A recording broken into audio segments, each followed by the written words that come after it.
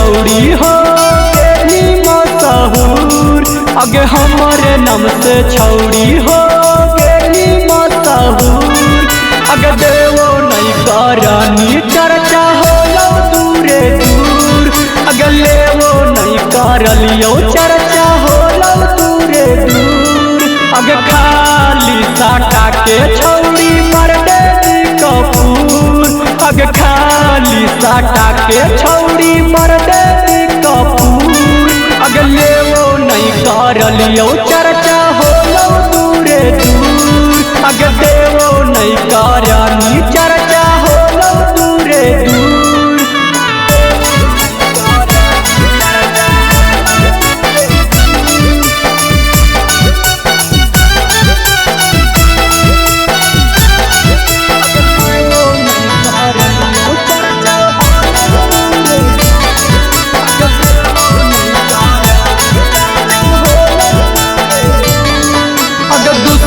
कोई माजा ले कहा तो भरपूर। अगर दूसरे के तू माजा दे कहा ही भरपूर।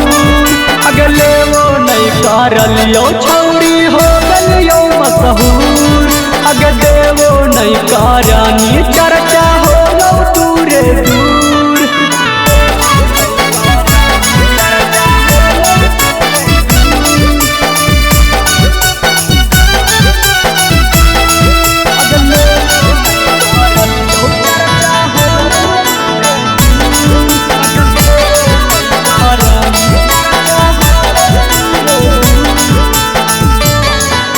सारा राजेश के सपना हो चकना चूर। अगे साजा मिले राइटर राकेश के छौड़ी बेकसूर। अगे देवो नहीं करानी चर्चा हो दूरे दूर। अगे लेवो नहीं करलियो चर्चा हो दूरे दूर।